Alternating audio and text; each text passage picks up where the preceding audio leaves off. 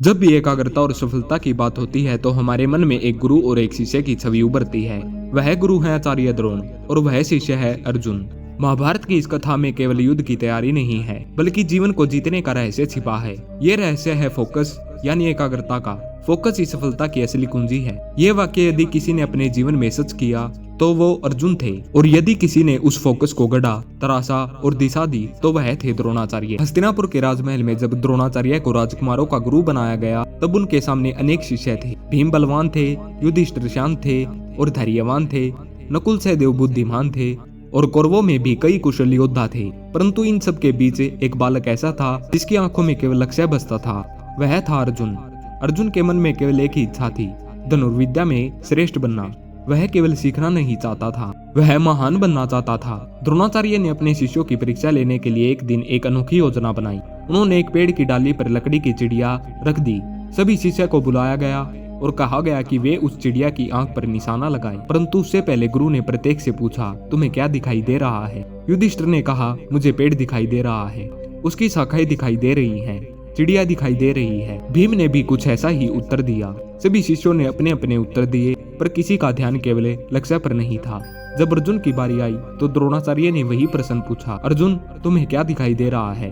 अर्जुन ने शांत स्वर में उत्तर दिया, मुझे केवल चिड़िया की आंख दिखाई दे रही है। गुरु ने फिर पूछा, क्या तुम्हें पेड़ दिखाई दे रहा है? अर्जुन ने कहा, नहीं। क्या तुम्हें चिड़िया का शरीर दिखाई दे रहा है?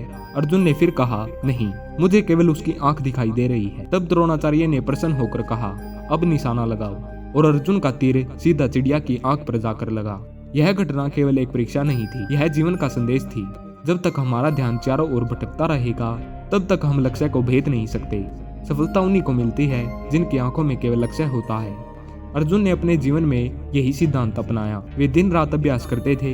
जब सभी शिष्य विश्राम करते थे तब भी अर्जुन अभ्यास करते रहते थे। एक बार रात में भोजन करते समय अचानक दीपक बुझ गया। अंधेरे में भी अर्जुन का हाथ भोजन उठाने के लिए सही स्थान पर गया। तभी उनके मन में विचार आया कि यदि अभ्यास से हाथ अंधेरे में भी सही जगह पहुंच सकता है तो धनुष बाण का अभ्यास भी अंधेरे में किया जा सकता है। उस दिन से उन्होंने रात में भी अभ्यास करना आरंभ कर दिया। द्रोणाचार्य ने जब यह देखा तो उन्हें विश्वास हो गया कि यह बालक साधारण नहीं है। उसकी सफलता का कारण केवल प्रतिभा नहीं बल्कि उसका अटूट फोकस है। गुरु ने भी अर्जुन को विशेष मार्गदर्शन दिया। उन्होंने अर्जुन को दिव्य अस्त्र शस्त्रों की विद्या सिखाई, परंतु यह विद्या केवल उसी को मिली जिसने अपने मन को एक लक्ष्य पर स्थिर रखा। आज के समय में यह कथा उतनी ही सत्य है। हमारे चारों ओर बहुत से आकर्षण हैं।